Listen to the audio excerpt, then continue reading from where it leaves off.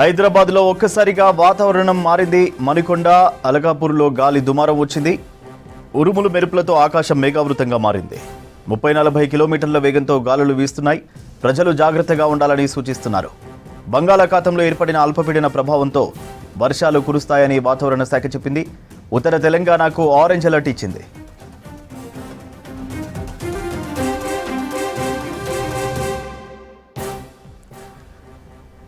Details కల్పన అందిస్తారు. కల్పన, సిటీలో గాలి దుమారానికి సంబంధించి అప్డేట్స్ ఏంటి?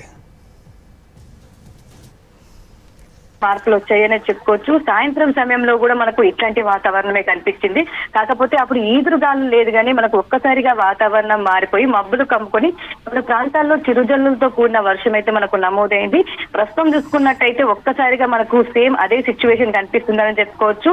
ఒక్కసారిగా వాతావరణం మొత్తం కూడా మారిపోయి హైదరాబాద్ వ్యాప్తంగా మనకు పెద్ద ఎత్తున గాలి దుమారం ఏర్పడిందని చెప్పుకోవచ్చు. దాదాపు గంటకు 30-40 కిలోమీటర్ల వేగంతో ఈదురుగాలులతో కూడిన మనకైతే గాలులు వీస్తా ఉన్నాయి.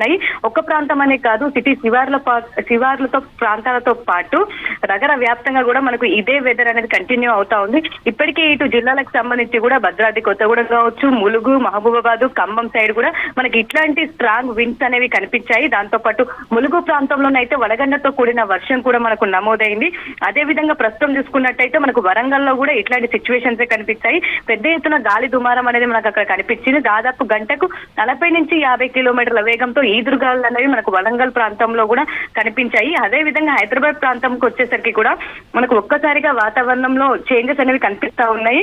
ఉదయం అంతా కూడా దాదాపు మనకు పెద్ద ఎత్తున టెంపరేచర్స్ అనేవి నమోదయ్యాయని చెప్పుకోవచ్చు. దాదాపు మనకు 39 డిగ్రీల వరకు కూడా హైదరాబాద్ వ్యాప్తంగా మనకు గరిష్ట ఉష్ణోగ్రతలు నమోదయ్యాయి. దాంతో పాటు అత్యధికంగా వేడి, దాంతో పాటు మనకు తేమ శాతం అధికంగా ఉండడంతో ఇట్లాంటి కండిషన్స్ మనకు అప్పుడప్పుడు కనిపిస్తా ఉంటాయి. అదే విధంగా కూడా మనకు ప్రజెంట్ అయితే ఒక్కసారిగా వాతావరణం మారిపోయి మనకు హైదరాబాద్ వ్యాప్తంగా కూడా మనకు ఎక్కువగా గాలి అనేది ఎక్కువగా వీస్తూ ఉన్నాయని చెప్పుకోవచ్చు. దాదాపు 30-40 కిలోమీటర్ల వేగంతో ఈ ఈదురుగాలు వీసే అవకాశం ఉండడంతో ప్రజలు కూడా జాగ్రత్తగా ఉండాలని చెప్పేసి ఇప్పటికే ఐఎండీ హెచ్చరికలు జారీ చేసింది. ఎక్కడైనా కూడా మనకు పెద్దగా వర్షపాతం అయితే నమోదయ్యే అవకాశం అయితే లేదు.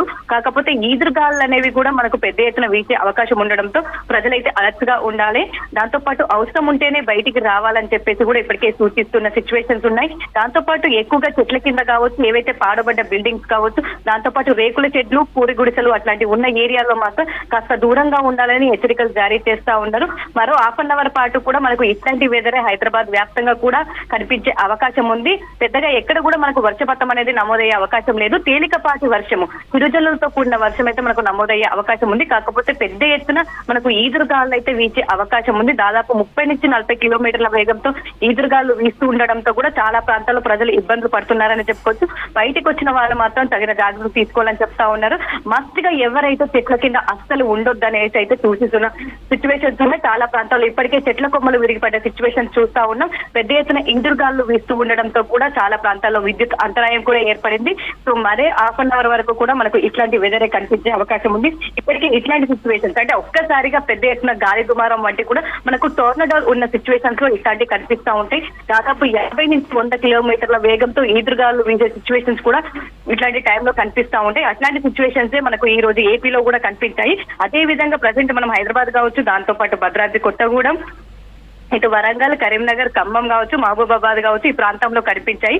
అదే విధంగా ప్రస్తుతం హైదరాబాద్ లో చూసుకున్నట్టయితే ఇట్లాంటి సిచ్యువేషన్స్ ఉన్నాయని చెప్పుకోవచ్చు. మరో హాఫ్ అన్ అవర్ పాటు కూడా మనకు ఇదే వాతావరణం ఉండే అవకాశం ఉంది సూర్య.